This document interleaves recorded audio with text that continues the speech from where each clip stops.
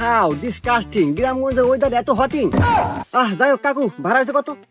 20 টাকা বাবা। Oh no, মাত্র 20 টাকা ভাড়া? এদের জীবন চলে?